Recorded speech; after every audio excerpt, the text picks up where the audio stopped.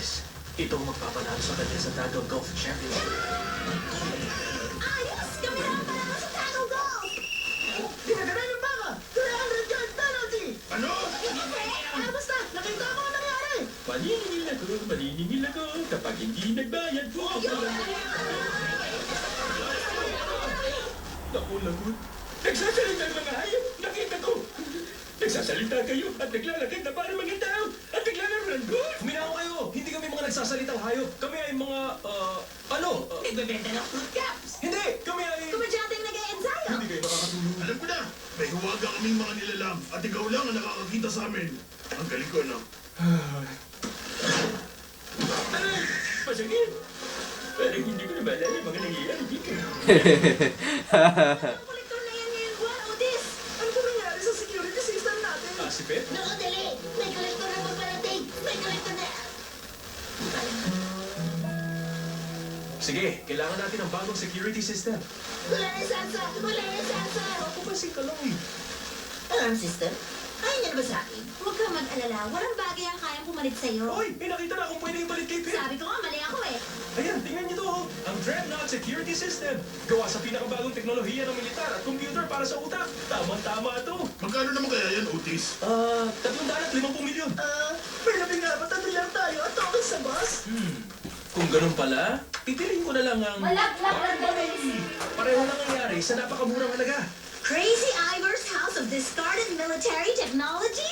Dekalidad ang mga produkto nila. Teka, may nakasulat doon. Ang lilit ng mga letra eh. Hindi ko nababasahin. Hindi naman mahalaga yan eh. Ang importante, malulutas ng problema natin. At nakatipid tayo ng isang token.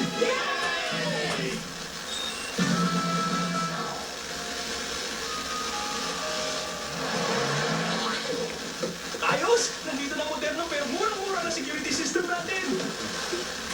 Amoy malaw, parang ligtas na ako. Dahil sa makina to, wala na tayong dapat ikatakot simula sa araw na to. Eh, paano ang zombies? Ang mga pirata sa ilog. Sige, matakot tayo dun. Pero wala nang laban ng iba sa Barn Buddy! Sige, sunod natin. Una, pumili ng boses. Piloto ng aeroplano? Tagapagbalita? Mas sungit na matandang Chewie. Ang galing! Kumusta?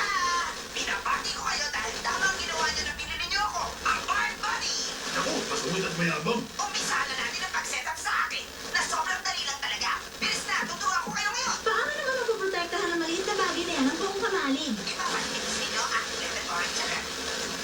Ay, nakapasok sa kamay! Kumising kayo lahat! Hindi ako nagibira kayo! Makayo na kayo mga patugan! Ayan, gumagana naman ako. Sulit ang perang ginastos natin. Ikabit ako sa pinakamalapit na dingding para magpatuloy sa setup.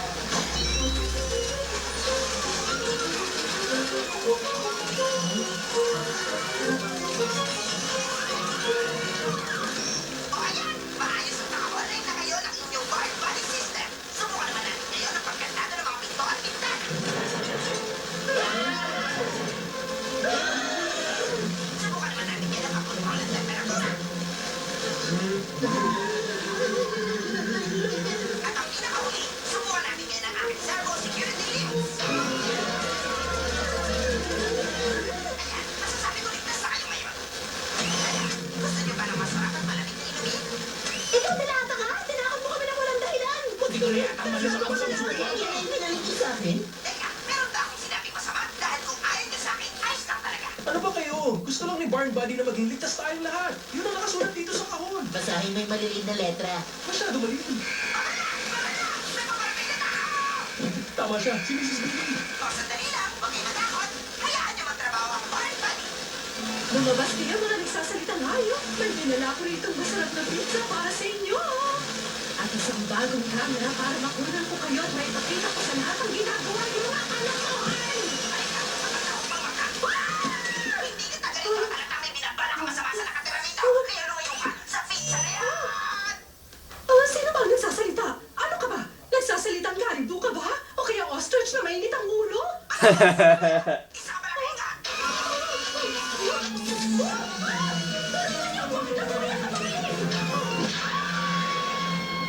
Mag-iingat kayo! Tanda! O ano? Meron ba kayong gustong sabihin kay Barn Buddy? Oo na, mali kami. Napakahusay mo. Mahal